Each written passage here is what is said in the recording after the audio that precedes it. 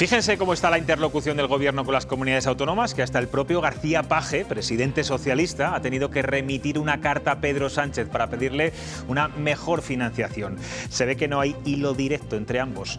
Pues como para atender a territorios como Castilla y León. Mañueco ha cursado petición expresa para verse con 13 ministros y solo ha sido recibido por Pilar Alegría. ¿Dónde quedaron aquellos tiempos en los que los ministros y el presidente lo primero que hacían era reunirse con las comunidades para conocer sus necesidades? Está claro que las prioridades son otras y que Cataluña es una de ellas. Aquí arranca Cuestión de Prioridades.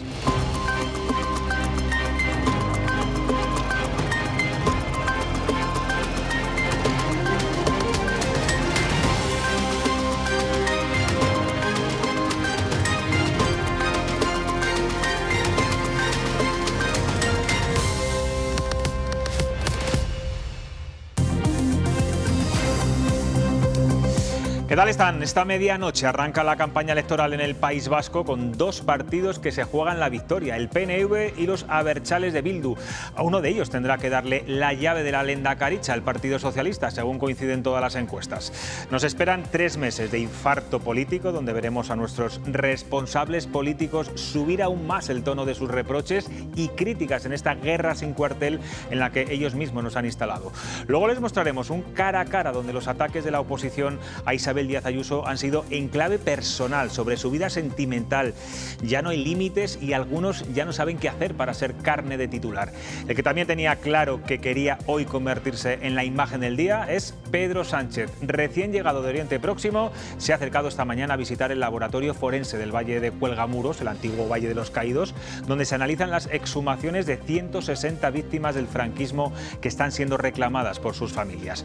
Una visita para algunos oportuna, para otros oportunista, justo ahora en pleno debate sobre las leyes de concordia que se plantean en Castilla y León y Valencia. Desde luego que son imágenes impactantes, el presidente rodeado de huesos y de cráneos humanos en una visita donde no ha habido medios de comunicación.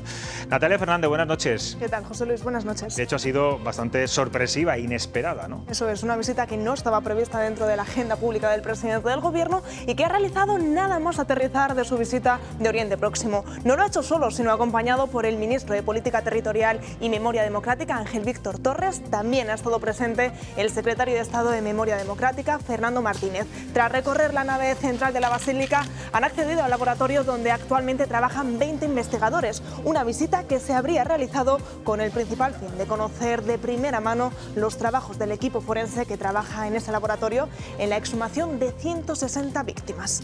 Bueno, pues justo hoy hemos conocido que la guerra entre el Gobierno y las comunidades que van a aprobar la ley de concordia, Castilla y León y Valencia, que bueno, pues ya van a traspasar fronteras. Incluso el Ejecutivo de Pedro Sánchez denunciará ante la ONU y la Unión Europea esta ley de memoria. Ya anunciaron que lo harían también ante el Tribunal Constitucional una vez se apruebe definitivamente. Bueno, pues esa ofensiva judicial parece que no preocupa mucho a la Junta de Castilla y León. Y es que el portavoz de la Junta de Castilla y León ha querido eludir cualquier consejo o crítica de aquellos que han hecho posible los deseos y peticiones de Bildu sobre cómo será la ley que finalmente se apruebe. Carriedo aseguraba lo siguiente. La ley que salga finalmente de las Cortes de Castilla y León va a ser una ley plenamente respetuosa con las leyes nacionales que son objeto de referencia y muy particularmente con la ley de leyes, que es la Constitución española. Lo que no podemos es recibir lecciones por parte de aquellos que han hecho que los deseos y peticiones de Bildu se conviertan en ley en España. El ministro de Política Territorial decía estos días que quiere sentarse a hablar con Castilla y León, Valencia y Aragón para llegar a un acuerdo antes de que se aprueben estas leyes, y Mañueco le contestó que estaba dispuesto a hacerlo. Los que no tienen tanta predisposición a mantener una reunión con el presidente de la Junta son el resto de miembros del Gobierno. Hoy El Día de Valladolid publica que 12 ministros ignoran las peticiones del presidente autonómico para reunirse. Eso es, José Luis. Hasta 13 ministros ha pedido reunión Mañueco y prácticamente ninguna de esas hipotéticas reuniones ha llegado a buen puerto. Como vamos a ver ya, 6 de ellos sí que han recibido esa solicitud y habrían mostrado su predisposición, aunque sin cerrar ninguna fecha, pero hay otros 6 que ni siquiera habrían descolgado el teléfono para darle una respuesta. Este sería el caso de María Jesús Montero, Diana Morant, Jordi Hereu, Luis Planas y José Luis Escrivá, o de la ya exministra Nadia Calviño. Y sobre estos oídos sordos acuerdos de los de Sánchez a la Junta, Fernando Carriedo decía esto. El Gobierno de España es el Gobierno que más veces dice que es dialogante, pero es el Gobierno que luego menos veces dialoga. En España hay 17 comunidades autónomas y nos da la impresión de que no dedica el mismo tiempo a los problemas de los ciudadanos de todas ellas. Venga, pues vamos con otra de las noticias políticas del día, que es la retirada del sueldo y la exclusividad de Francisco Igea en las Cortes Regionales por considerar Vox, que es el que lleva trabajando tiempo en esta medida, que es un tránsfuga al haber sido expulsado de Ciudadanos. El PP se ha abstenido y el PSOE ha votado en contra. Igea dice que recurrirá y que no se considera un tránsfuga porque no ha cambiado las mayorías en el Parlamento. No se considera tránsfuga, pero sí pitoniso por adelantar acontecimientos dentro del Partido Ciudadanos que luego se darían. Una decisión en la que considera que tanto el Partido Popular como Vox no han sido arbitrarios. Para engañarme a mí van a tener que hacer algo más que esto que han hecho. Pero es decir que es sonrojante la actitud del Partido Popular. El señor Mañueco ha encargado una vendetta personal al grupo parlamentario de Vox. Insisto, no es tan importante el qué, el cómo, el cuánto influye esto, sino en la arbitrariedad. O sea, esto supone una arbitrariedad. Por ayer conocíamos, Natalia, que la UPL consideraba una provocación que la Junta de Castilla y León haya decidido este año, bueno, pues celebrar actos por el Día de Castilla y León, el Día de la Comunidad en todas las provincias, entre ellas León. Hoy hemos preguntado a nuestros seguidores en las redes y parece que no están muy de acuerdo con los leonesistas. Eso es todo lo contrario, están más a favor de la descentralización de esa fiesta de Villalar. Pero si te parece, comenzamos repasando la pregunta que decía: ¿aprueba que en el Día de Castilla y León se celebren actos en todas las provincias y no solo en Villalar? Y ahora sí vamos a ver ese resultado definitivo, porque un 62%, como decíamos, sí que está a favor, por tan solo un 38% que no lo vería con buenos ojos. Bueno, pues vamos a terminar este primer bloque con una imagen un tanto curiosa. De nuevo, un micrófono abierto nos ha permitido escuchar unas declaraciones un tanto reveladoras de la situación que atraviesa el PSOE en las Cortes de Castilla y León. Natalia, cuéntanos. Sí, pues sí, siempre hay que tener cuidado con lo que se dice cuando hay un micrófono de por medio, pues mucho más. Y el protagonista de esta historia, de esta anécdota que vamos a contar, es el procurador socialista José Luis Vázquez, a quien no le ha sentado nada bien perder una votación en la Comisión de Medio Ambiente y Vivienda. Vean. Hemos perdido, macho, otra vez.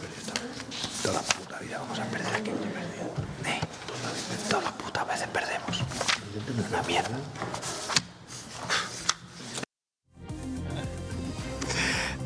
Bueno, se ríen aquí nuestros contertulios de este exceso de sinceridad que ha tenido el señor Vázquez, segoviano, por cierto.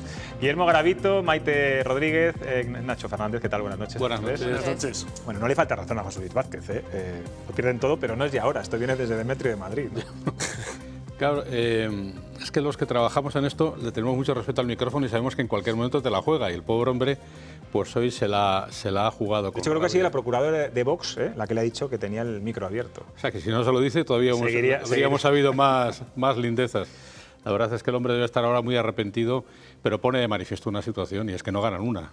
Y el no ganar una, pues llega un momento, le pasa lo que a la Almería, que en toda la liga ha ganado un partido, y decía el entrenador, que lo han echado ya, dice, es que claro, salir y saber que vas a perder, es que mejor te quedas en la cama. Pero fíjate que la broma es graciosa, porque sobre todo que se dé en las Cortes de Castilla y León, porque ya nos hemos acostumbrado a que en los parlamentos, muchas veces, en el nacional, en los autonómicos, ya es que los políticos son incapaces muchas veces de decir la verdad. Aunque sea por un descuido, vamos a aplaudirle.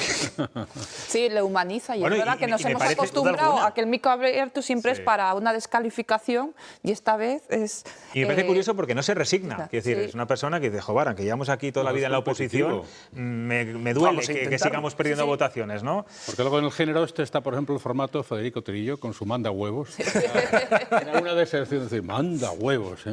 Y todo eso, el otro día Joe Biden también... Bueno, el lenguaje de Vázquez ha sido un poquito peor, pero sí. Bueno. Joe Biden, con un micrófono caliente, le dijo a uno de sus compañeros allí en el Congreso en Estados Unidos, voy a llamar a Bibi, se refería al primer ministro de Israel, y le voy a decir que soy Jesucristo. Y cuando le advirtieron, hay un micrófono, se dio la vuelta, Los micrófonos calientes son maravillosos. Sí, sí. Bueno, tenemos experiencia además en este país. Bueno, quiero preguntaros, ¿qué os ha parecido la visita de Pedro Sánchez, que vamos a ver ahí en imágenes enseguida a Cuelgamuros? Esa imagen rodeada de esqueletos que no habíamos visto nunca. No sé si es oportuna, oportunista, estamos ya en campaña, en fin, está relacionada precisamente en este momento de debate por comunidades como Castilla y León que quieren aprobar la ley de concordia. ¿Dónde lo enmarcáis? ¿En qué contexto lo veis? Lo enmarco en la página de Promecal que acabas de sacar hoy. Esa página en la que se pone de manifiesto que trabajar no trabajaremos, pero eso sí, la imagen la cultivamos con una eficiencia y con una generosidad y con unas ganas espectaculares.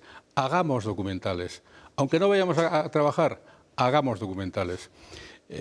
Con todo el respeto a un problema que tuvo España en el año 1936 y anteriores, ya ha llovido, y con la peor manera de celebrar... Bueno, un drama, vamos a decirlo, no sé, un problema quizás es poco, ¿no? Un drama, en efecto, toda la razón, un drama.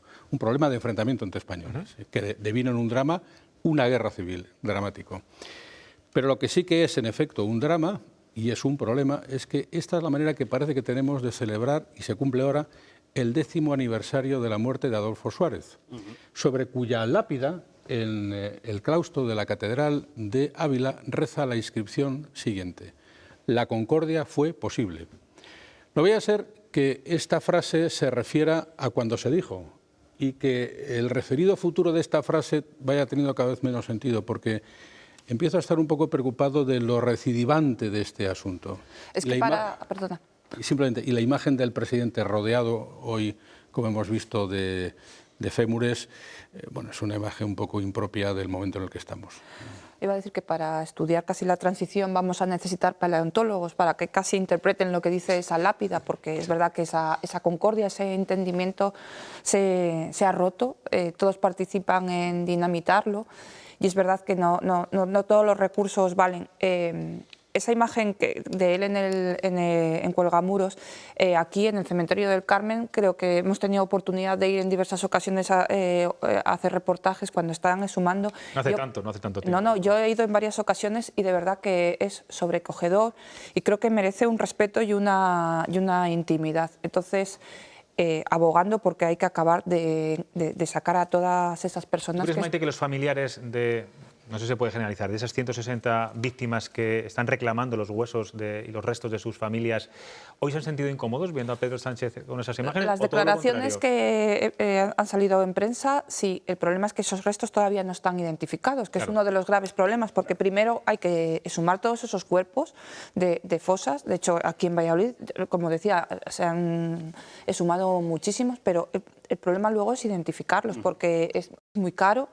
Luego hay que hacer muchísimos cotejos de ADN, porque claro, estás exhumando a 160, pero a ciencia cierta nadie sabe. Puede que en Cuelgamuros esté un poco más definido, pero en las fosas no. Entonces, ni tan siquiera los familiares saben si esos son sus restos, pero sí que hay que tratarlo con un respeto que políticamente ahora mismo no se está tratando por ninguna parte. Y yo creo que abrir más heridas, o igual que internacionalizar ahora mismo todas las modificaciones de la ley, tiene que haber un consenso, pero un consenso que no se rompa cada... No han pasado 40 años, no se puede haber roto ya. Ese es el problema de cómo nos hemos acostumbrado a legislar en los últimos años en España, que es siempre de la misma manera, como arma arrojadiza. La ley de memoria histórica famosa se usó para eso, exactamente para eso. Por eso Pedro Sánchez hoy, muy medidamente, se va a Cuelgamuros, porque toda la labor de este gobierno, y en concreto la del presidente, se basa en la imagen. Estamos cerca de ser una república bananera porque en 40 años no hemos aprendido nada. Va a hacer un siglo de la guerra civil y todavía seguimos buscando buenos y malos de aquellos. No, hubo asesinos en los dos bandos. Por lo tanto, hay víctimas en los dos bandos. Y esto, que haya que explicarlo todavía a día de hoy, es bastante curioso, pero es lo que ocurre por no coger libros en este país y aprender de verdad qué ocurrió con la historia. Aquí lo que hacemos con la historia es escuchar al que sube a la tribuna del Congreso de los Diputados muchas veces que no ha cogido un libro en su vida. Y así seguimos a día de hoy, buscando leyes que sustituyan las anteriores cada 8 años y somos incapaces de llegar a un pacto de Estado que nos ponga de acuerdo en que hubo víctimas en los dos bandos, que nos ponga de acuerdo en que España requiere desde hace años un pacto de Estado por la educación. y no estaríamos en estas. ¿Y cómo creéis que va a acabar esta ofensiva judicial en la que ahora mismo están las instituciones, el Gobierno, como hemos dicho hoy ha anunciado que va a llevar la ley de concordia, tanto de Valencia como de Castilla y León, a la ONU, a la Unión Europea? Bueno, eso todavía no es judicial. Bueno, no es judicial, Pero bueno, quiero decir, amenazan y con tiene que aprobarse. colapsar el Para empezar, tiene que Constitucional, aprobarse en sus respectivos parlamentos. Pero, ¿qué objetivo, qué final veis a esta Yo historia? Yo creo que es más ahora mismo una batalla de relato, pero un poco rebatiendo lo que decía Guillermo, está claro que hubo víctimas de los dos lados porque hubo una guerra, pero después hubo una dictadura. En ese, por desgracia, las víctimas de los dos lados, porque la guerra es algo totalmente irracional, hay familiares de un bando que han recuperado a más y hay otros muchos que tienen. Y yo creo que al margen de que en su momento fue por motivos ideológicos, ahora no podemos cuestionar que la gente que tiene a sus familiares en cunetas, en fosas comunes, tiene derecho a recuperarlos. Pero yo creo que todos estamos de acuerdo en eso. El problema es que hay más de un lado que de otro. Bueno, entonces, no tendría pero no que haber porque ese haya más de uno pero del lado o del otro, vamos a recuperarlos a todos, punto, y se acabó. Yo creo que Ya eso está. es Pero obvio, sobre claro. todo vamos a ponernos de acuerdo en cómo pasamos página de una desgracia que ocurrió hace casi 100 años, porque lo que no puede ser es que en 2024 todavía los españoles nos estemos lanzando como arma arrojadiza, y no porque a nosotros nos dé la gana, sino porque es la que nos dan los políticos todos los días para desayunar, la guerra civil española, porque entonces nunca seremos mejor que nuestros antepasados. De todos modos, yo lo que creo es que lo de hoy no sería tanto un arma arrojadiza como una cortina de humo, una especie de placebo para rehuir el debate de otros asuntos de más candente actualidad, unos, como es el caso de todos estos coldos y rescoldos, u otros, como es el caso de que pone de manifiesto la información hoy de los periódicos de Promecal respecto del poco ritmo que tiene el Gobierno y del poco ritmo que tiene una legislatura que conviene que no olvidemos. Yo el otro día lo recordaba. ¿Os acordáis cuando este verano hubo que pagar millonadas de euros en horas extras a los trabajadores de correos para poder hacer unas elecciones de prisa y corriendo en pleno verano? Esa legislatura que tan precipitadamente se canceló con unas nuevas elecciones, que yo sé personalmente ha arrumbado dos leyes. Una de ellas, la ley de amnistía, y otra, una ley menor. Yo pienso que, en efecto, este debate respecto de la transición en España puede ser o no ser pertinente, pero desde luego lo que no es una prioridad en este momento para un presidente del Gobierno, que lo que tiene que hacer es gobernar con los problemas actuales. Lo que ocurre, Ignacio, actuales. rebatiendo un poco tu argumentación, el que pone esa cortina de humo son las comunidades del PP y Vox, que son las que han lanzado ahora la ley de concordia. Era un tema que tampoco es que el Partido Socialista o el Gobierno tuviera encima de la mesa. ¿Tú crees? Yo creo que, fijaros, hasta hace unos años, la prensa éramos capaces de marcar cuáles eran los temas del día. Y lo que hacía el Gobierno era responder sobre esos asuntos que llevaba la prensa. Es decir, ¿por qué se ha engordado la deuda pública desde que está Pedro Sánchez en el Gobierno en 300.000 millones? Y así suma y sigue. Ahora no. Ahora la prensa publica X titulares al día siguiente, cómo sube el paro juvenil, cómo los fijos discontinuos no coinciden cuando los da Yolanda, y el Gobierno lo que hace es irse a cuelgamuros. Lo que pasa es que, siguiendo un poco el argumento de José Luis, en determinadas comunidades como en Castilla y León, digamos que el PP se enmienda, porque sí que había un decreto de memoria histórica que va a cambiar notablemente. Entonces, sí que quizás es un ruido innecesario cuando hay otros temas, por ejemplo, como los que se puedan reclamar a los ministros en las reuniones, peticiones que hablamos, incluido el de la financiación, que ha sido Paje el que lo ha puesto hoy sobre la mesa. Que yo lo decía al principio, ¿recordáis cuando era, no sé, una especie casi de protocolo y de respeto institucional, cuando llegaba un presidente al Gobierno, llegaban los ministros, había los primeros meses una especie de ronda con los presidentes autonómicos para conocer pues, las necesidades, etcétera? Que el señor Mañueco esté a la espera de que 13 ministros le abran la puerta. Es muy espectacular.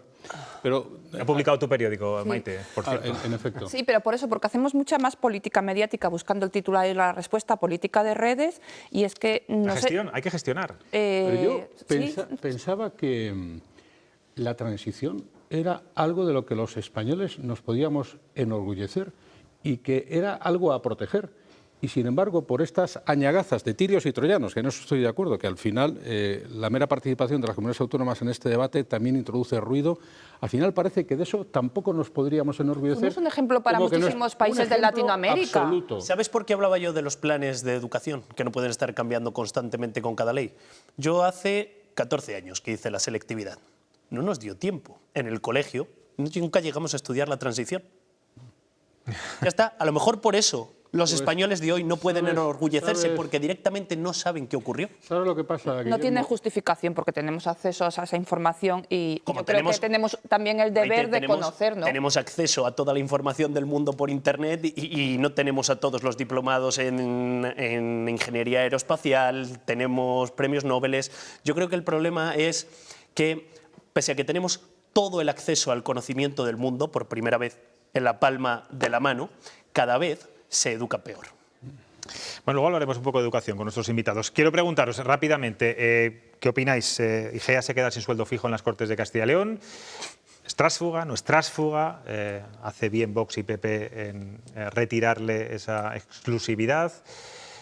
Yo tengo sobre esto un criterio limitado porque no tengo todos los factores, pero sí tengo una observación que hacer que no sé si es pertinente o impertinente, pero la hago. ¿Por qué en torno a ciertas personas siempre hay lío? Siempre hay bronca, nunca hay tranquilidad, siempre pasa algo anómalo, siempre hay guerra y beligerancia. Hay unos cuantos, te puedo hacer una lista, IGEA es uno de ellos, desde luego. Por eso. Entonces, yo no sé si el señor IGEA está en su derecho o no de vivir solo de la política o tiene que volver al hospital. Una noche se lo recomendamos aquí. Pero qué triste es tener que llegar a esta situación cuando sobre todo IGEA ha sido un político que se ha caracterizado durante todos estos años por recordar varias veces que él tiene una profesión a la que volver, a diferencia de otros tantos políticos en Castilla y León y en España. Lo normal no habría sido que cuando dejas de ser vicepresidente de un gobierno, se convocan unas elecciones, el resultado es el que es decir, te quedas solo. No solo eso, tu partido te expulsa. Y me voy más allá, tu partido desaparece. ¿Qué necesidad tienes de estar en esta bronca constante? Vete a tu casa y déjalo, no hay más remedio. Compartiendo lo que ambos decís, también lo que parece totalmente innecesario, o no sé si es prioritario, es que este tema se haya llevado a cabo, que haya centrado una reunión de la mesa de las Cortes y se haya tomado la decisión. Ahora es verdad, como tiene un empleo al que volver, creo que demostrará que está ahí por convencimiento personal sin esta retribución, ¿no? Pero volveríamos, y yo de antemano he confesado que no me considero capacitado, no tengo la suficiente información como para valorarlo, porque la dinámica parlamentaria es compleja, volveríamos al principio. También los políticos tienen una obligación reputacional respecto de la opinión pública. Estar todo el día a limpia leche ¿Es verdad? no parece que sea lo más razonable, porque al final la imagen que tú le transmites a un tipo que llega cansado a las 9 de la noche a su casa y que ahora se pone a cenar y nos está viendo a los 4, hablando de un señor que llega a un trabajo donde siempre se está calentito y donde no falta la calefacción y café a 0,50, y todo el día a broncas, dice, pues vale, no sé si tiene que seguir o no seguir, pero repórtense, señorías, porque eso es el decoro institucional del que hablábamos al principio cuando hablábamos de que el presidente del gobierno no reciba a Mañueco, etcétera, etcétera. Así es que se va trasladando en todos los sectores institucionales de España. Bueno, pero es verdad que hay políticos, hay perfiles políticos, y estoy pensando también, por ejemplo, en Óscar Puente, que creo que considera que le gusta tener hooligans y que ese tipo de forma de hacer política suma adeptos. Yo también opino lo que tú. Pues así hemos acabado con sentido común así no le hemos gustaría acabado convirtiendo la política en un deporte en España. Bueno, el lodazal. Bueno, aquella de tigres, leones, todos quieren ser los campeones. Campeones, sí. Es difícil aprender a irse, y es también un defecto muy español, que hay momentos en los que puedes irte con reconocimiento y al final, si no sabes irte, al final te vas no con reconocimiento, sino te vas casi a pedradas. Pero en técnica parlamentaria, IGEA necesitaría el 100% del sueldo para seguir haciendo su papel. No, yo creo que él ha defendido eso siempre, con lo cual ahora también puede tener la oportunidad, porque hombre, incluso estoy pensando que económicamente, si él vuelve al hospital de Palencia, creo que es estomatólogo, ¿no? Digestivo, con lo que pueda cobrar de las dietas, de las asistencias a los plenos, económicamente puede ser mucho más rentable. Otra lo que pasa es que no puede tener esa dedicación, esa presencia en los medios, claro, no va a disponer de ese tiempo. Claro. Bueno, vamos a cambiar de asunto. Vamos con otro momento tenso del día. Se ha vivido en la Asamblea de Madrid y de nuevo la protagonista ha sido Isabel Díaz Ayuso. La representante de Más Madrid ha cargado duro contra ella, pero la singularidad de su intervención es que se ha centrado casi en exclusiva en la vida personal y afectiva de la presidenta. Su pareja, su casa, sus obras. No se ha cortado ni un pelo, Natalia. Un cara a cara, José Luis, que como decías ha tenido poco de política y sí de prensa rosa, porque la líder de Más Madrid ha centrado prácticamente todos sus ataques en la pareja de Ayuso. Presidenta, usted es como una adolescente enamorada que ahorra cada euro de la paga de los padres para comprarle un detallito a su pareja. Presidenta, teníamos sospechas sobre su pisito y por eso lo denunciamos. No hemos tardado ni 2 semanas en saber que su reforma es ilegal. Lo han revelado los periodistas, esos a los que pone en la diana a través de su jefe de gabinete. Ahora entendemos las mentiras y las amenazas. Cuanto más sabemos de su vida personal, más se descompone su personaje. Nos dice que puede gestionar la Comunidad de Madrid, pero cuando hace una reforma de su piso, inunda a los vecinos de abajo y el restaurante que está abajo tiene que cerrar por vertido de aguas fecales. Es una imagen horrorosa, yo lo sé, pero es la metáfora perfecta de su gobierno. Las feministas de la ultraizquierda, les pido, si pueden,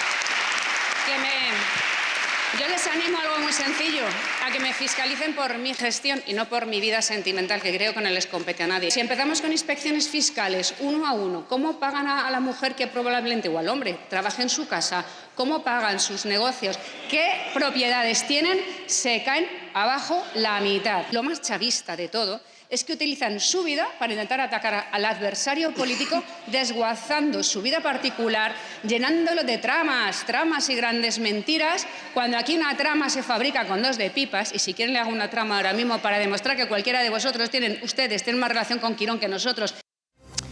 Bueno, pues ayer Alberto Núñez Feijóo dijo que la clase política actual es la peor de la democracia. Incluso se criticó, se incluyó en esta crítica, incluyó al Partido Popular y a él mismo. Hoy ha visitado junto a Alfonso Fernández Mañueco en Valladolid un centro de autismo y allí ha apostado por una agenda centrada en los problemas de la gente y no en las cuitas y las tergiversaciones de los políticos. Y es que el líder de los populares ha asegurado que cuando él gobierne, la agenda tendrá como prioridad al país y no a los políticos que no tienen valentía para dar cuenta de lo que hacen. Si tengo la oportunidad de que la agenda nacional, la agenda política nacional dependa de mí, les aseguro que volveremos a la agenda real de los ciudadanos, a la agenda de los problemas concretos y a la agenda de los compromisos explícitos. Intentar decir que todos los políticos son iguales. Yo digo que no. Que los políticos decentes y honestos se preocupan de los problemas reales de la gente. Y por eso decía que me siento muy orgulloso de lo que está haciendo la Junta de Castilla y León, sus ayuntamientos y sus diputaciones. Bueno, pues hoy le han preguntado al ministro Marlaska si coincide con Feijóo en que la clase política actual es la peor de los últimos 45 años. ¿Y qué ha contestado? Pues tras recibir una sonora pitada en la inauguración de la comisaría de la Policía Nacional en Soria, el ministro no tiene duda en calificar esta oposición como la peor de todos los tiempos. Siempre el Partido Popular en la oposición, a diferencia del Partido Socialista cuando ha estado en la oposición, el Partido Popular siempre ha sido obstruccionista y me remito simplemente como título de ejemplo a las distintas renovaciones del Consejo General del Poder Judicial. La actual ya es algo absolutamente excepcional y que no tiene parangón. Quiero decir, en este momento esa oposición del Partido Popular sí que es la peor oposición, la más obstruccionista que hayamos podido enfrentar. Pues venga, y tú más, y tú más, y tú más. Y en esta deriva política en la que estamos, algunos ya ni se esconden. El lunes se celebrará en el Senado la Comisión General de las Comunidades Autónomas, que el PP ha impulsado para hablar sobre la ley de amnistía. Bueno, pues Pere Aragonés, el presidente catalán, que nunca suele asistir, por cierto, a estas citas, ha dicho que va por un motivo fundamental. Y no es habitual verle en estas comisiones, pero como ya hizo el pasado mes de octubre, va con el objetivo de defender la amnistía y la propuesta de un referéndum catalán, y ya advierte que el terreno del Senado no le da miedo. Defensar l'amnistia s'ha de fer tot arreu. Defender la amnistía es defenderla en todas partes, y más en un terreno que no deja de ser un terreno hostil porque es un Senado presidido por el PP y con la participación de presidentes de comunidades autónomas gobernadas por PP y Vox. No me da miedo. Como independentista republicano y de izquierdas, trolear al PP siempre apetece. Bueno, pues trolear al PP siempre apetece. Venga, vamos con una anécdota, que pues es la anécdota del día. Este fin de semana se casa el alcalde de Madrid y hoy los periodistas, oye, pues también le preguntamos por estas cosas. ¿Qué ha dicho? Pues no sé yo si le va a gustar mucho la respuesta que ha dado a la futura mujer, porque Almeida ha dicho textualmente que no deja de resoplar. Escuchen. Si me preguntas si estoy nervioso, creo que no he estado tan nervioso en toda mi vida. Me paso el día resoplando. También es cierto que tampoco había estado tan feliz, pero es cierto que estoy resoplando todo el día de los nervios y esperando que pueda llegar ya este sábado. Pues Guillermo Garavito se casa el mes de junio, el 1 de junio, ¿verdad? Yo no sé si estás resoplando ya o no. Yo nunca he resoplado demasiado, la verdad. Lo que tengo es unos amigos que se casan el sábado en la misma iglesia media hora antes que Almeida. ¿Ah, sí? Y decían, nos vamos a comer todas las cámaras irremediablemente. Bueno, nada, un poco de, en fin, de ironía y de... ¿Viene el rey emérito a la boda? Sí. ¿Ah, sí?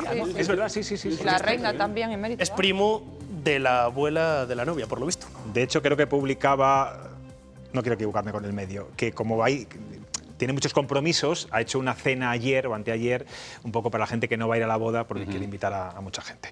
Bueno, vamos con estos plenos excesivamente tensos, de insultos, faltas de respeto. ¿Y no podemos seguir con la tertulia de prensa rosa? No, este programa es serio. Esto... Vaya. Bueno, ahora solo nos faltaba, como hemos visto, las críticas ya en lo personal, en la vida privada de los políticos. ¿No os asusta un poco esta deriva incontrolable que estamos llevando? Claro, sí, porque... Que están llevando, perdón. Porque a mí una cosa que siempre me pide más legitimación son los parlamentos autonómicos. Y cuando veo estas cosas me da un poquito de rabia, porque todos sabemos que les cuesta mucho trabajo estar en precio. No olvidemos que eso antes era una diputación. Hace 40 años era una diputación. Entonces son los que más se tienen que esmerar por tener cuidado. Entonces ya que te pones a hacer el gracioso, por lo menos ten calidad dialéctica y oratoria para hacerlo. ¿Y qué es eso de andar diciendo que si las aguas fecales? Es que es muy terrible. Es que qué pésima metáfora. Claro, muy mala, pero sobre todo es que probablemente estas personas todo lo que hayan hecho hoy es eso. Y son cosas que al final pues no están en coste, no sirven para nada. Lo que gestiona eso en realidad es una comunidad de localidades, ni siquiera gestiona la Madrid Capital, que la gestiona el Ayuntamiento. Es que es muy terrible. Entonces yo pienso que efectivamente la vuelta a la responsabilidad tendría que venir por lo que dice Feijóo. Y es que vamos a ver si somos capaces de poner los problemas reales en la propia agenda. Habría que cambiar un poco la legislación y evitar que en los parlamentos hubiera este tipo de debates y que los parlamentos tuvieran otra función más ceñida. Pero bueno, eso lo vivimos también en Castilla y León. En Castilla y León nos pasa con alguna frecuencia, que los parlamentos se convierten en una especie de teatrillo semanal. Pero es que yo dudo mucho que la intervención de hoy en la pregunta viniese escrita por las reformas de la casa de la señora Ayuso. Lo que pasa es que aquí cada político, cuando se sube a la tribuna, habla de lo que le da la gana, de cosas por lo que no les pagamos el resto de los ciudadanos, que, como decía la señora Ayuso, es fiscalizar. A mí hay una cosa que me hace mucha gracia. No se dan cuenta de que cuanto más atacan a Isabel Díaz Ayuso, más la convierten en una rock and roll star. Porque a diferencia de otros políticos, ella sigue creciendo en las encuestas. Es curiosísimo. La encuesta de GAT3, que conocíamos ayer aquí, da 2 escaños más a PP en Madrid. Por eso te lo digo. Ahora, lo que ya no es tolerable en este país es que el nivel de oratoria sea este, pero si solo es por salud mental. Es que si cogemos a niños de parvulitos y los subimos a una tribuna, tienen por lo menos más decoro institucional que el de esta gente. No se puede. Mira, yo no estoy de acuerdo con eso porque los políticos representan a la sociedad en la que vivimos y no estoy de acuerdo con el nivel de oratoria de ellos que sea mejor que el de los parvulitos. El problema es que es el nivel de oratoria, el nivel de preparación de la sociedad en general, porque si fuese una excepción, 2, 3, pero es en general. Además, estaba pensando cuando estábamos hablando de la transición. Yo, fíjate, en esta mesa nunca veo ciertas palabras y ciertas expresiones tan vulgares como escucho en los parlamentos. Pero en esta mesa de aquí. Quizá tiene por eso, porque estaba pensando, con estar orgullosos de la transición, cuando llegó la nueva política, yo creo que se convirtió como en el hablar chabacano, el lenguaje de conectar con la gente se confunde con eso, el lenguaje chabacano, el insulto gratuito, sin ninguna capacidad de argumentar, y entonces... ¿Tú no crees, como dice Feijóo, que estamos en el peor momento de la clase política, de la democracia de estos últimos 45 años?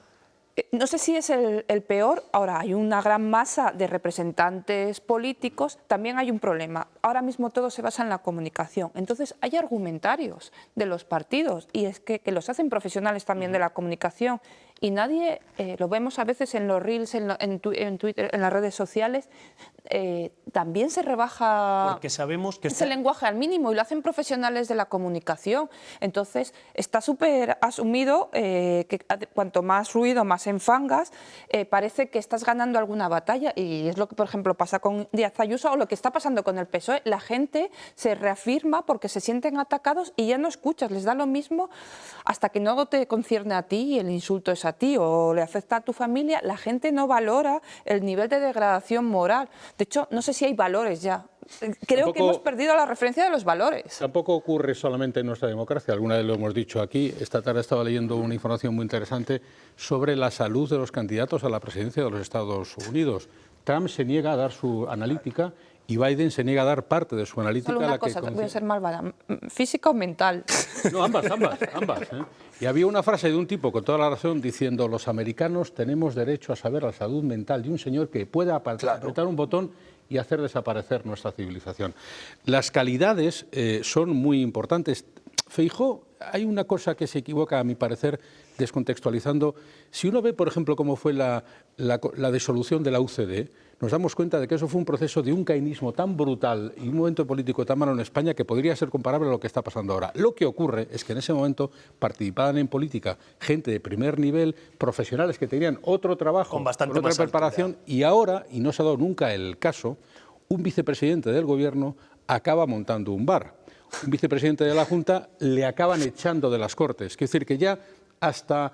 Bueno, echando no, le acaban retirando la asignación. Quiero decir que ya hemos perdido hasta un poquito el respeto institucional, que a mí me parece muy respetable montar un bar, pero si tu única salida cuando deja de ser vicepresidente del Gobierno es acabar montando un bar o montando un canal de YouTube, algo falla, no por nada. La clave, Guillermo, puede estar en la selección también de los políticos, que ahora solo se busca políticos que sean muy cercanos al aparato, que no tengan un discurso propio. Tenemos los políticos que nos merecemos. Y yo estoy de acuerdo. Que nos merecemos, no, que reflejan una sociedad. Pues entonces estoy de acuerdo con eso. Lo que nos merecemos. No. Ahora, ya se han encargado de que muy probablemente lo que llega en los partidos políticos sea muchas veces lo peor de lo peor, porque el mecanismo de los partidos políticos es perverso. Es decir, hemos tenido en política recientemente gente de lo más interesante, de lo más cualificada, que ha salido huyendo, ha salido corriendo de allí. Hemos tenido doctores en biología, y en cuanto se han dado cuenta de lo que es el Congreso de los Diputados, han dicho: yo no necesito esto para ganarme la vida. El problema es que alguien lo necesite para ganarse la vida y encima se la gane mejor de lo que se la habría ganado en cualquier otra profesión. Yo creo, Maite, que una cosa es ser representativo de una sociedad y otra cosa es ser idéntico a una sociedad. Tú puedes representar una sociedad, pero puedes representar lo más excelente de una sociedad. No tienes por qué, si la sociedad tiene partes groseras y arcaicas, ser tú arcaico, porque la política es un arte que gestiona miles de millones de euros. Recuérdenlo quienes a partir de ayer tienen que hacer la declaración de la renta. Ese dinero lo gestiona gente y esa gente no puede ser exactamente igual que toda la sociedad. De hecho, Maite, yo te lo llevo a nuestro terreno. Tú no escribes, es que entiendo que escribes, que siempre has escrito muy bien, de la misma manera que cuando empezaste, ¿no? Es decir, no has chabacanizado el lenguaje, no has sido más llana, es decir, sigues escribiendo con cierto nivel para un periódico como El Día de Valladolid, pese a que el lenguaje, digamos, en la calle sea distinto, ¿no? Entiendo que en ese sentido no te ha afectado este lenguaje que están utilizando los políticos. Pero muchas veces tienes que hacer un ejercicio de reflexión cuando estás escribiendo, porque a veces sí que te contamina, ¿sabes? O en la rapidez puedes correr riesgo. Sí, bueno, eso está claro. Entonces, y ojalá nos representase la excelencia, pero en eso tiene razón Guillermo. Es que para la gente que es excelente no es rentable la política. Entonces, al final no hay gente que está en la política. Hay una forma más rápida de verlo, que es el Consejo de Ministros que tenemos ahora mismo. Se nombra por méritos, es decir, ¿el titular de la cartera de Transportes sabe de transportes? ¿O se lo nombra porque hizo el papel que el presidente eso pasa en todos los gobiernos regionales, en todos los gobiernos nacionales. Llevamos una temporada que pasa en todos los partidos políticos. Bueno, pues vamos a intentar acabar con eso, entre otras muchas cosas. Permitidme que hablamos de educación en política y vamos a hablar enseguida de educación en las redes sociales. Muy importante. Atentos padres, hijos, y de todas las edades, porque nos van a dar unas clases magistrales. Enseguida volvemos.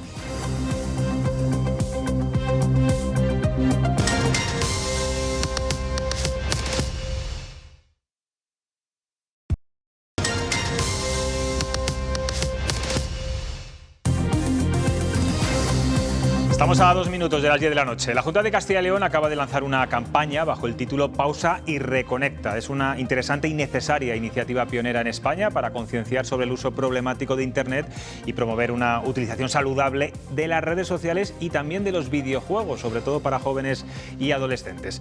La presentó Alfonso Fernández Mañueco el pasado lunes en Zamora y ahí se rodeó de varios creadores de contenidos, lo que ahora también se llama influencers, que trabajan ya en este proyecto al que esperan que se sumen muchos jóvenes de Castilla y León. Hoy están 2 de ellos con nosotros, ambos son de esta tierra y ya verán porque tienen unos perfiles muy interesantes y curiosos. Les presento Víctor Pérez, que es maestro de pedagogía terapéutica, da clases a niños con necesidades educativas especiales. Dices que bueno, tú entraste en las redes sociales, que tus redes son pandémicas, porque justo fue en ese momento cuando empezaste a recibir bueno, pues muchas peticiones de padres y de gente que desde sus casas reclamaban tu ayuda. En tu caso, Víctor, das bueno, pues mucha voz a los colectivos que no la tienen, visibilizas la diversidad, la inclusión. De alguna forma podemos decir que desde Instagram se puede hacer un servicio social. Eso es, las redes sociales, que hay gente que las tiene como un poco de pánico y un poco de tirria, ¿no? Son un altavoz buenísimo, yo creo que es el altavoz de este siglo, ¿no? Es un medio para aprender, para enseñar, para comunicarnos, y bien usadas tienen muchísimo potencial. Y en tu caso, ¿cómo ayudas a estas personas con problemas de inclusión o de diversidad? Pues mira, yo empecé, como te he dicho, en la pandemia y subía vídeos con cositas que tenemos por casa, cartón, papel higiénico, garbanzos, para ayudar a las familias a que enseñaran a sus hijos, porque todos nos convertimos en cosas que no éramos ahí en nuestra casa. Y después, cuando terminó la pandemia, empecé a subir contenido más de aula, ¿no? Para ayudar a profesores, compartía materiales que yo hago para que otros profesores pudieran usarlo y demás. Y luego me di cuenta que tenía un gran altavoz en las manos para dar voz, como dices, a las personas que no tienen esa voz. Lo que hago es visibilizar la diversidad, visibilizar la discapacidad, visibilizar la problemática a la que nos enfrentamos las familias, los centros educativos en cuanto a todo esto de la atención a la diversidad. Que es tu área, además, ¿no? Eso es. Borja Zamorano, buenas noches. Buenas noches. Bueno, eres técnico deportivo, actor de teatro clásico también, pero sobre todo eres un apasionado de los videojuegos. Apasionado, sí. Yo te voy a preguntar, claro, vosotros rompéis de alguna forma ciertos tópicos porque venís a decir que el uso de las pantallas puede ser positivo, se puede aprender. ¿Qué les dirías a esos padres que están hartos de que sus hijos cojan el móvil, se pongan el móvil o en fin, los dispositivos que sean, para estar horas y horas jugando con los videojuegos, que por cierto están muy demonizados últimamente? Te lo pregunto de otra forma, ¿se puede jugar a los videojuegos de forma sana? Hombre, por supuesto. Yo creo que aparte que aportan un montón de cosas positivas, tanto a nivel de aprendizaje, a nivel de movimiento, a nivel de ocupación de espacios, a nivel de gestión incluso, pero siempre hace falta un control, incluso desde un primer momento, por parte de la familia y de los padres, sobre todo cuando no tenemos una conciencia completa de cómo es el tiempo, de cuánto vale el tiempo y cuáles son nuestras prioridades. Yo, en mi caso, personalmente, siempre he tenido la gran suerte de que mis padres me han dado una educación muy buena, mi forma de ser, siempre me han dejado jugar, siempre me han dejado ver todo lo que he querido y siempre he sacado mi tiempo para estudiar, para leer, para hacer deporte, para jugar, y luego he terminado convirtiendo mi afición al mundo de los videojuegos en algo con lo que compartir con el resto, pero siempre desde un punto de vista muy social y también muy serio, y sin dejar de lado lo que yo siempre llamo mi vida 1.0. Muchas veces cuando estoy haciendo un directo en Twitch o en YouTube, mucha gente de mi generación que ya tienen hijos o que tienen algún familiar con hijos, me dicen, ¿cómo gestionarías el tiempo de los niños? ¿O cómo gestionas tu propio tiempo como adulto que también te gusta jugar para trabajar, para dedicarte a las redes sociales, a tu pareja y jugar? Pues siempre hay pequeños tips, siempre hay ciertas cosas, o lo que yo siempre digo, yo puedo tener programado un directo, pero un amigo, una persona de mi vida 1.0 me llama para cualquier cosa, todo se aparta y siempre dedico mi tiempo a esa vida 1.0. Es muy consecuente con eso, pero claro, un chaval que tiene 14 años, su vida son los videojuegos y muchos de ellos solo hacen eso, exclusivamente eso, y pierden esa sociabilidad, ¿no? Pero por eso mismo yo creo que la presencia de la figura paterna o un hermano mayor es muy importante en ese sentido, igual que a la hora de ir a comprar un videojuego. Yo he visto un montón de veces niños salir con un juego como un Grand Theft Auto o un Call of Duty, un niño pequeño siendo con ese juego de la mano. no lo veo es muy lógico. apropiado, ¿no? No es muy apropiado, pero para eso también está la figura del padre, para eso hay un PEGI, para eso hay un control de edades, porque yo creo que todo es didáctico en su momento, al igual que el mundo del cine es muy amplio, nos podemos encontrar cine de todas las clases, de todos los tipos, y que no está adaptado a todo el tipo de público. Este proyecto bueno, es de la Consejería de Familia de la Junta de Castilla y León, es pionero, no os habéis podido fijar en nadie, porque en España es pionero y creo que incluso en Europa. Entiendo que vosotros lo que representáis es que se pueden hacer contenidos en las redes sociales bueno, pues, con cierta ética, con cierto estilo, con ciertos controles, con el que se pueda aprender, ¿no? Esa es vuestra principal función en este proyecto, ¿no? Sí, eso es. Mucha gente cuando le hemos contado el proyecto así a priori nos decían, pero ¿cómo vais a mandar estos mensajes un poco en contra, no en contra, sino del buen uso de las redes sociales justo en las redes sociales? Y nosotros dijimos, es que es el medio en el que hay que darle, ¿no? Dar ejemplo de cómo podemos utilizar las redes sociales de forma positiva y además que donde están los jóvenes y los adolescentes es ahí. Ellos no van a leer un periódico, una noticia, muchos lo leerán, pero donde están todos es en redes sociales. Entonces era como el medio para lanzar estos mensajes y este ejemplo de se puede hacer un buen uso de las pantallas, de las redes sociales, del Internet en general. En tu caso, Víctor, ¿cuáles son las preguntas más frecuentes que te llegan de padres y de jóvenes? ¿Dónde estamos, digamos, más perdidos? Sí, en relación con el uso de pantallas, el contenido como tal lo estamos subiendo ahora, ¿no? Pero más atrás yo he ido subiendo pues, tips de todo esto y sobre todo las familias están muy perdidas en cómo controlar ese uso de pantallas, cómo puedo gestionarlo. Parece que tienen miedo a veces a enfrentarse a sus hijos, a sus hijas, a decirles hasta aquí, ¿no? Y también me preguntan preocupados porque a lo mejor están empezando a ver conductas que hace ver que sus hijos o sus hijas están teniendo problemas de salud mental, usan muchos filtros, ahora ya no están a gusto con su cuerpo, siempre quieren comprarse ropa nueva y eso es mucha preocupación que tienen las familias que es algo que las redes sociales están fomentando mucho. ¿En tu caso, Borja? Pues muy parecido a lo que comenta Víctor y sobre todo creo que es muy importante el punto que ha comentado antes de que por qué hablar de un proyecto sobre redes sociales y los peligros de las redes sociales y las plataformas y las pantallas y los videojuegos siendo nosotros propios generadores de contenido, pero el ejemplo de Víctor es un ejemplo clarísimo, un contenido súper limpio, súper didáctico y que es súper directo y súper útil. Y creo que también se suele demonizar mucho a esta generación digital que ha nacido ya con redes sociales, con teléfonos móviles y creo que no hay que demonizar todo eso, todo lo contrario. Sí, pero también los padres a veces, como consideramos que nuestros hijos son nativos digitales, saben mucho más que nosotros, les permitimos cualquier cosa, precisamente porque muchas veces no sabemos controlar. Yo no sé qué os parece, bueno, esta moda que ya se ha quedado, claro, la de haces la primera comunión, 10 años, tu primer móvil en la mano. Yo creo que mucha gente dice, otra de las preguntas que me hacen también es ¿a qué edad? ¿No? ¿A qué edad? Pues yo creo que no se puede decir una edad, sino hay que saber cómo es tu hijo, cómo es su personalidad, qué control vas a poder hacer tú de ese dispositivo, ¿no? Si a lo mejor un niño en la comunión le regalan un dispositivo móvil, que yo creo que es demasiado pronto, pero si se lo vas a hacer, tienes que saber que eso en sus manos sin controlar es una bomba de relojería. Entonces tienes que saber si se lo vas a regalar, si vas a poder controlarlo y vas a poder gestionar ese uso, ¿no? Porque ellos no tienen las habilidades. Decías tú, nativos digitales, lo decía yo en la presentación el 1 de abril, damos por hecho que los niños y las niñas, como nacen rodeados de dispositivos, los saben utilizar y no lo saben utilizar. Saber abrir YouTube no es utilizar, saber ver vídeos en una red social o buscar en Google no es saber utilizar las nuevas tecnologías.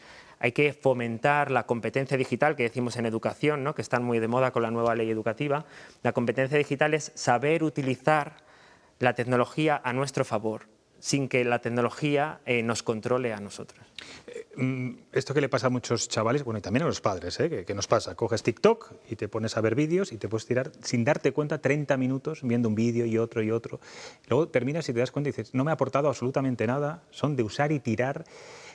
¿Cómo podemos ir a contenidos, digamos, con los que podamos aprender? Vuestro caso es uno de ellos, ¿no? Y esta plataforma que se ha creado desde el lunes es un buen ejemplo. Pero claro, unos chavales de 15, 16 años que están viendo, ya no hablo de temas de porno, etcétera, ni que transgreda ciertas normas, pero el hecho de que estén tanto tiempo perdiendo el tiempo viendo un móvil, porque al final es adictivo, claro. Claro, es peligroso y es que incluso para nosotros que somos gente más adulta, incluso que creadores de contenido, muchas veces nosotros mismos pecamos de ello, de que estamos con y digo, ¿qué estoy haciendo? Que tenía que hacer esto y al final nos perdemos mucho tiempo. Si nosotros mismos que somos conscientes de ello y promovemos el buen uso, caemos en ello, imagínate un chaval de 15 años. Es que creo que por eso mismo nosotros somos completamente adecuados para transmitir este mensaje porque también hemos pecado de eso mismo. Yo, por ejemplo, mis redes las filtro mucho. Plataformas como X o Twitter, por ejemplo, ahora mismo puedes filtrar incluso las palabras que quieres. Yo hay ciertas palabras que no quiero escuchar o que no me interesan ese tipo de temas. O TikTok, que yo soy muy reciente llegada a TikTok, cada vez que hay una publicación que no me interesa la filtro porque al final el algoritmo y lo que ves un segundo al final se termina convirtiendo en un maldito bucle.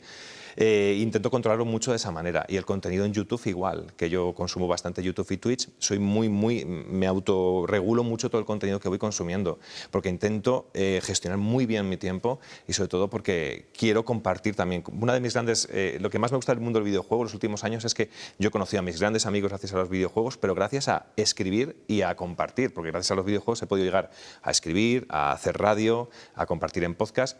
Y ha sido gracias a ir filtrando y a ir delimitando un poquito. Y lo que queremos hacer con esta plataforma un poquito eso, es lanzar esos pequeños tips, esos pequeños consejos, esas pequeñas herramientas que nosotros usamos también para poder controlar todo esto y también para que los propios padres sepan cómo controlarlo. Por ejemplo, a la hora de los colegios e institutos hace falta un ordenador para hacer los trabajos, pues que el ordenador siempre esté en el salón de casa, donde esté siempre toda la familia y que no esté aislado en su habitación, porque al final todo es muy tentador y somos curiosos. Sí, son grandes consejos. ¿Cómo os ha aportado en vuestro caso? Que siempre hablamos de las redes sociales como algo negativo, en vuestro caso en plan positivo, en lo personal y en lo profesional. Víctor. A mí las redes sociales de maestro me han abierto un montón de puertas a un montón de proyectos. Por ejemplo, yo si no hubiera tenido redes sociales, a lo mejor no hubiera podido acceder o no lo podría haber accedido tan rápido a ser ponente en congresos educativos como en Granada, en Salamanca, en Jaén. Si todo va bien, en un mes estaré en Costa Rica, ¿no? Todo esto son aprendizajes que yo me he llevado, ¿no? Luego he conocido compañeros a nivel nacional y a nivel internacional. He podido acceder a aulas a las que no podría haber accedido de otra manera, porque allí aportamos un montón de ideas, de recursos, de contenido que es de calidad y que te lo puedes llevar a tu ámbito personal y a tu ámbito profesional. Lo que demuestra que las redes sociales no te aíslan, sino que te puedes una puerta también para conocer el mundo, ¿está claro? Eso es. ¿En tu caso? Muy parecido. También lo que comentaba antes, he podido conocer también a mis amigos, pero luego también creadores que a lo mejor en los finales de los años 80, principios de los años 90, a mí me hacían soñar con un videojuego en las manos. He podido conocer a esos creadores propios creadores han contactado conmigo para que yo promocione años después sus juegos, como compañías como Konami, por ejemplo. Y bueno, pues eso es una sensación muy buena y muy bonita de que estás haciendo las cosas muy bien. Porque quizá a lo mejor, siempre me han dicho lo mismo las compañías, no tienes una cantidad exagerada de 5 millones de seguidores, pero tu público, nos gusta mucho tu público. El target al que va dirigido y sobre todo cómo te tratan está muy bien. Muy bien. ¿Específico o de cierta calidad? Es muy específico, pero de mucha calidad, porque está luego el tema del hater. El tema del haterismo. ¿Cómo lleváis lo de los haters y los odiadores en las redes? Yo personalmente lo llevo muy bien. Lo tengo siempre aparece alguien y cuanto más visibilidad vas teniendo, aparece cada vez más gente. Te pueden pedir muchas cosas tróspidas. A mí me han pedido cosas muy tróspidas en un directo. Pero también cuéntanos. Me han pedido que enseñara los pies, por ejemplo. Sí, los pies es algo muy común. Muy común. Pues a mí me sorprendió bastante, Víctor, cuando me pidieron eso. Pero bueno, luego te encuentras con gente que directamente, incluso que te aporta algo, que te dice, oye, tengo esto en mi casa, quiero enviártelo para que lo tengas tú. Alguien que se desprende de algo de su propia infancia. O me ha venido gente de Barcelona para conocerme y estar conmigo aquí en Valladolid y pasar un fin de semana conmigo, hablar conmigo. O he podido viajar, por ejemplo, a Colonia, a un festival de creadores únicamente pues para poder estar con los creadores, conocerles o hablar con Hideo Kojima, que es como si habláramos de Steven Spielberg del mundo de los videojuegos, para que os hagáis una idea. Y eso me ha aportado mucho. Y luego también ha sido como un gran aporte a mi faceta como actor, porque creo que también el mundo de los videojuegos ha conseguido en mí generar una sensibilidad muy especial que yo he podido transmitir después a la hora de crear mis personajes. Yo cuando he creado un personaje, por ejemplo, cuando estaba en Teatro Corsario, como el Caballero de Olmedo, ciertos elementos o ciertos gestos, ciertas cosas, las he cogido de ciertas cosas que yo he visto en un videojuego. Qué curioso. Al final he intentado, fíjate, cuando estaba estudiando arte dramático era como, ¿cómo te puede gustar, cómo puedes ir con un calderón de la barca en una mano y con una consola de la otra? Digo, Pues al igual que me gustan los videojuegos y salgo a correr todos los días o hago dominadas, que no tiene nada que ver. Yo siempre he conseguido utilizar de todo un poco y ahora que soy técnico deportivo, en mis clases, cuando doy clase a mis alumnos, cojo muchos elementos que he aprendido de los escenarios. Lo que sea ecléctico, ¿no? Que se dice. Sí. En tu caso, Víctor, ponías cara como diciendo, no, a mí los haters no me han ayudado tanto. Como lo de mis redes sociales fue una explosión, ¿no? Tienen 4 años recién cumplidos, pues al principio no lo llevaba bien. Al principio no hay haters, porque tienes una cuenta pequeñita, familiar, conoces más o menos a los seguidores, pero luego cuando eso empieza a crecer, la gente te ataca por todas partes y eso es una realidad. Te ataca el físico, da por hecho que tienes una orientación sexual u otra simplemente por tus características, la gente politiza mucho el mensaje que tú das cuando a lo mejor no tiene nada que ver con un mensaje político y atacan. La gente detrás de una pantalla es muy valiente. Bueno, ya estáis curtido, ya tienes espaldas anchas. Claro, cuando ya pasa el tiempo, yo con mis habilidades emocionales pues he podido gestionar todo eso, pero no todo el mundo puede hacerlo. Y un adolescente, si sube un vídeo con una ropa que considera que le queda bien y a alguien se le ocurre decir, una persona, que a lo mejor 100 personas le dicen, me encanta tu vestido, me encanta tu chaqueta, y una persona le dice, estás gorda. Se acabó. Ya. Se va a quedar con el estás gorda y seguramente no vuelva a ponerse ese... ¿Cuál es la red social para llegar a los adolescentes ahora más efectiva? No sé si estamos hablando de varias. Desde luego que Twitter ya no lo es, ¿no? Y no. Facebook tampoco. Sí. Hablamos de Instagram, de YouTube. TikTok también hay mucha gente joven. Gente demasiado joven a veces. ¿Por qué nos gusta que os llamen influencers? Más creadores de contenido. A mí me gusta mucho más creadores de contenido, fundamentalmente porque es una palabra en español y se entiende perfectamente. ¿Consideráis que es despectivo lo de influencer o no? Yo no lo veo como algo despectivo, pero realmente yo no me siento identificado, aunque sí que hay veces cuando sale un lanzamiento de juegos hay gente que se espera a escuchar lo que yo digo del juego y genera cierta influencia. Pero yo me considero más un creador de contenido porque creo un contenido y lo ofrezco al público. Y tampoco me gusta pensar que yo influyo realmente en algo y a la hora de jugar un videojuego o hacer algo de deporte, pues tampoco. Sé que la gente que viene a mis clases, más que por el propio deporte, viene a mis clases por mí mismo.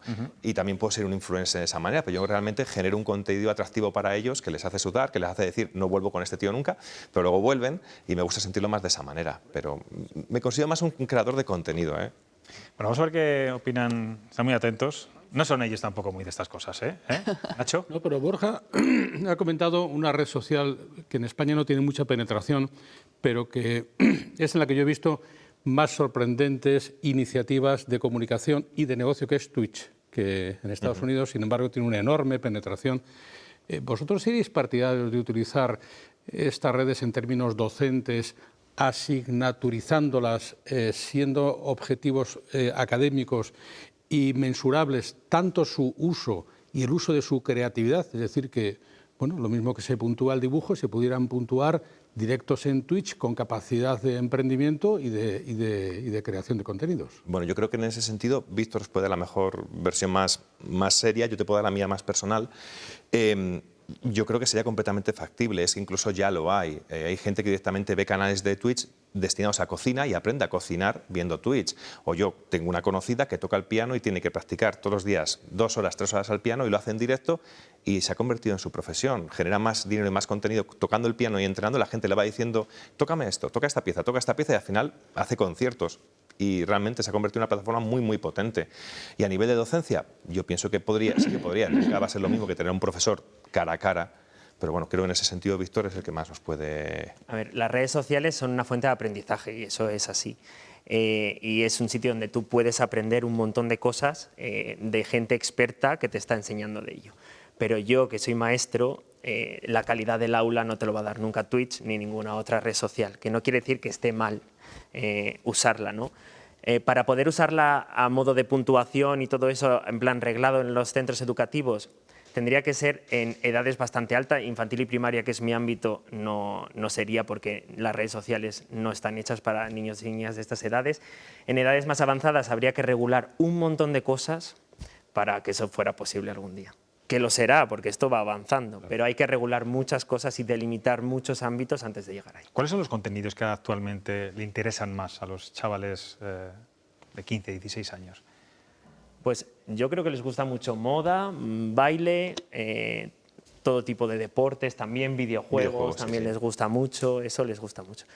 Y, por ejemplo, si yo hago un vídeo contando algo educativo bailando, tiene un montón más de visualizaciones que si lo digo contándolo así, porque les gusta verlo. Sí, claro. Te están escuchando mientras bailas. Les gusta verte bailar. Es un lenguaje muy visual, Sí, claro. muy visual y muy directo. Maite.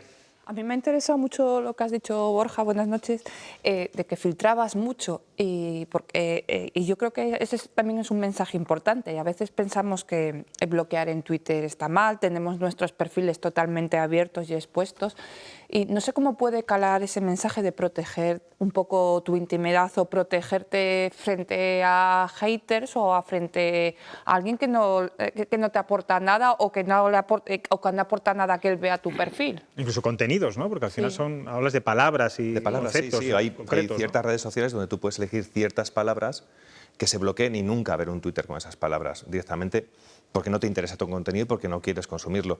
Yo en mi caso me viene desde muy pequeño. Yo afortunadamente en mi casa nunca he tenido filtros. Yo siempre he dicho que con 6, 7 años me vi el Motel del Infierno. Directamente, la ponía en la tele y yo lo veía. Y siempre me he sabido filtrar, me autofiltrar muy bien. Siempre he sabido lo que quería. Yo soy un chaval que he sufrido bullying en su momento, estaba fuertecito, estaba gordito y sufrí mucho bullying. ¿Cuál es el problema a día de hoy? Que los chavales a lo mejor sufren eso en el colegio, luego se van a casa y lo siguen sufriendo en las redes sociales. Eso es un problema muy grande y que muchas veces no se ve. Y pues hay que tener mucho cuidado con ese tipo de cosas. Pero siempre he sabido filtrarme muy bien y creo que es muy importante. O cuando llega a una red social siempre he visto qué maneras tengo para bloquear ciertas cosas. Yo, como he dicho antes, acabo de llegar a TikTok y sé que si me viene una publicación que no me gusta, dejo el dedo apretado, pongo no me interesa y no me sigue saliendo, no me sigue, porque como pares un momento a ver eso, te va a seguir saliendo, saliendo y saliendo. Y al final es lo que siempre intentamos trasladar un poquito desde Pausa y Reconecta, que la red social ofrece unas herramientas muy interesantes, muy potentes, muy buenas para nuestro día a día, pero que también tienen un lado menos bueno que hay que saber controlar. Y por eso esta iniciativa que ha salido desde la Junta de Castilla y León es algo muy importante y que está muy de actualidad, pero de rabiosa actualidad, porque todos los que estamos aquí llevamos un teléfono móvil, tenemos un dispositivo inteligente, ¿vale? Y que nos resta cierta parte. Lo que decía antes Víctor, un poquito de tú puedes tener 100 mensajes de qué guapa estás y uno de que no estás guapa y al final se pierde todo. A mí me llega mucha gente a clase y a lo mejor llegan en su primer día y me dicen es que yo no estoy hecho para esto porque estoy gordito, o estoy fuerte, o soy torpe, o soy bajito, soy demasiado alto. Y yo siempre digo lo mismo, digo, has venido a mi casa, yo estoy aquí para ti. El que lo hace muy bien, todo perfecto, pero yo estoy para ti. Y muchas veces nos falta eso. Yo creo que las redes sociales, una de las claves que están teniendo y que han tenido durante todo este tiempo es que hemos perdido un poco la sensación de nuestro propio interés por nosotros mismos y el valorarnos a nosotros mismos. Y eso ha cambiado a que nos valoren los demás con un like, con una visualización más, y hemos perdido. Lo decíamos antes, ahí un poquito cuando estábamos esperando Víctor y yo, digo, muchas veces me he trabajado un vídeo una semana entera y no ha funcionado. He subido uno que ha sido un momento, ¡hala!, para arriba. Sí. Y eso no quiere decir que ese otro... Y observar demasiado también a los demás, ¿no? Que claro. Es así. Guillermo. ¿Puedo decir una cosa? En Pausa y Reconecta nos hemos hecho como varias ramas de trabajo y temas que queremos tocar, ¿no? Y por un lado está esa protección ante los haters, ¿no? Y ante esos ataques y esa privacidad, pero otra de las ramas que también queremos tocar y vamos a tocar en el proyecto es ¿sabes si eres tú un hater? Porque muchas veces somos haters sin saberlo. Hacemos comentarios que duelen sin saber que eso está doliendo, ¿no? Y ese Pausa y Reconecta también es, antes de enviar el comentario que tú has hecho, antes de publicar una foto, antes de decir algo o reenviar algo que te acaban de reenviar, pausa, reconecta, piensa si eso está bien hecho o no y luego das a enviar. Guillermo. Buenas noches. Víctor, ahora a raíz de esto, de cómo estabais hablando de cómo afecta un único comentario negativo respecto a una posible lista de comentarios positivos, es verdad que la salud de los adolescentes, hay muchos estudios que avalan que desde la pandemia se ha ido en picado hacia abajo la salud mental de muchos adolescentes. Mi pregunta es, ¿de verdad creéis que hay hueco en las redes sociales para que haya contenido positivo y sobre todo que no sea de autoayuda, sino que sea compartido por profesionales? Por ejemplo, que haya psicólogos que a través de Instagram o de TikTok puedan usar ese altavoz del que hablabais antes, o las redes sociales para eso no funcionan así. Yo creo que cada vez nos estamos sumando más profesionales de diferentes ámbitos a esta dinámica de utilizar las redes sociales de altavoz para dar mensajes positivos y para dar aprendizaje y ofrecer aprendizaje gratuito a través de las redes sociales. Y yo creo que es una dinámica que tenemos que incentivar y que tenemos que impulsar entre todos los que no quieren ser creadores de contenido. Si ven un contenido que es bueno, que es positivo, hay que darle voz, comentarlo, compartirlo, para que más gente se anime a esto, que no tengan miedo y que se empiece a quitar eso de las redes sociales son solo para jóvenes, las redes sociales son solo para lucirte, son solo para filtros. No, las redes sociales son para muchas otras cosas más y ojalá sea así. Yo lo preguntaba más al revés, si hay demanda por parte de los adolescentes, vosotros que estáis más conectados con ellos, si de verdad consumirían ese tipo de contenido. Sí, yo creo que sí, porque realmente ellos están aprendiendo y aunque cuando tú eres adolescente, cuando te mandan un mensaje que no quieres escuchar, lo primero es, ya has cultivado una semilla, ¿no? Y a lo mejor te pica la curiosidad y sigues aprendiendo. Y no solo a nivel de autoprotección o ayuda o aprender cosas que a ti te vayan a venir bien, a lo mejor encuentran una rama profesional que les gustaría estudiar gracias a esos mensajes. A mí me gustaría poder dar el día de mañana el mensaje que ha dado ese psicólogo, ese médico, ese maestro, y puedo convertirme en eso. Y yo creo que es una dinámica que puede funcionar. Pues pausa y reconecta. ¿Dónde os pueden encontrar? Porque no estáis solo vosotros, hay más personas, un equipo de 4 o 5 ahora mismo. La gente que nos esté escuchando, los chavales, los padres también. ¿Dónde está pausa y reconecta? Nos podéis encontrar tanto en YouTube, como en Twitter, como en Instagram, como en TikTok. Y bueno, estamos aquí Víctor y yo, pero también están Yolanda y también están Laura, de León. Y luego atrás un equipo muy grande de gente que siempre están apoyando, ayudándonos, compartiendo, sugiriendo. Y bueno, y también que hacemos un llamamiento para que mucha más gente joven venga y también incluso llegar a que llegue un momento de hacer crecer toda esta red de gente y poder ser un montón más de gente creando contenido y transmitiendo y llegar a un montón de personas. Pues Víctor, Borja, gracias, porque estáis haciendo una labor social y esperemos que dure mucho y que tenga mucho éxito y sobre todo muchos seguidores. Gracias, como siempre. Gracias. Os dejo, Guillermo, Maite, Nacho. Buenas noches. Vamos en breve por aquí, ¿os parece? Yo me voy a hablar un ratito con Chema Nieto, este no es de redes sociales, este es de dibujo, lápiz y cartón.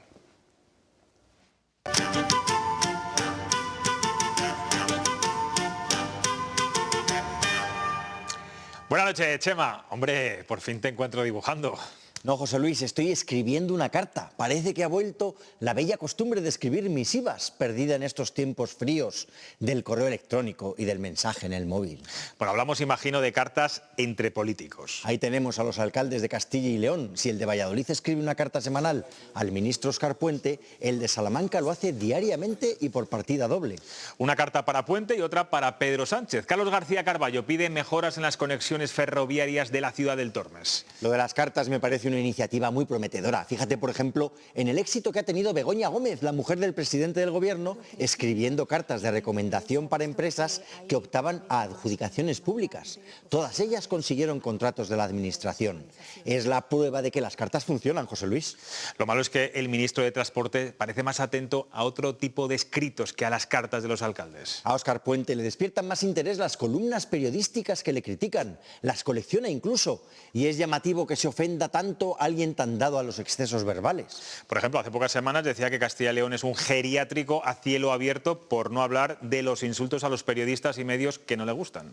Pues hablando de envejecimiento, estos días hemos conocido una nueva faceta de la decrepitud de nuestra meseta, la del parque automovilístico. Castilla y León es la comunidad con los coches más viejos de toda España. La edad media de los vehículos que circulan por nuestras carreteras es de 16 años, 2 más que la media nacional. Bueno, pues es un mal dato para los objetivos de descarbonización del gobierno, pero es que los coches eléctricos son muy caros, Chema. A lo mejor no es eso, a lo mejor es que aquí cuidamos más los coches que en otras regiones. Cambiamos el aceite cuando toca, vamos al taller como quien va al médico y qué narices, uno se encariña de su viejo utilitario y si puede no lo cambia. Eres un romántico, Chema. Un coche viejo es siempre un peligro. Pues a mí me parece que cambiar de coche cada pocos años es propio de gente insatisfecha. En Castilla y León somos gente feliz. La prueba está en que tenemos varias ciudades en el ranking de ciudades más felices de España. Pues sí, según el índice mundial de felicidad, Logroño es el municipio más feliz de España y Burgos es la 8ª ciudad más feliz del país y la primera de Castilla y León. Yo que pensaba que los burgaleses resoplaban por el frío y resulta que resoplan de felicidad. Pues en ese ranking, la siguiente ciudad más feliz de la comunidad es León. Está visto que las capitales con las catedrales más emblemáticas son las más felices. No, Chema, el ranking se hace con parámetros como la renta, el empleo, la vivienda, las zonas verdes, la seguridad, incluso la limpieza. Entonces ese ranking no es de fiar. Cuando voy a Burgos, a mí lo que me hace feliz es un buen plato de olla podrida, con sus alubias rojas de Ibeas, su morcilla, su buen vino. Voy a seguir con la carta que estoy escribiendo para que incluyan la cocina en el índice mundial de felicidad, que entonces no solo Burgos, sino Castilla y León entera encabezará el ranking de felicidad. Espero que este índice no dependa del ministerio de Óscar Puente. Tranquilo, que él solo controla los opinadores que le atacan. Bueno, gracias, Chema. La semana que viene nos vemos y también esta semana para nosotros llega a su fin aquí en Cuestión de Prioridades. Ya saben que nos volvemos a ver el lunes. Descansen y disfruten de este primaveral fin de semana. Adiós.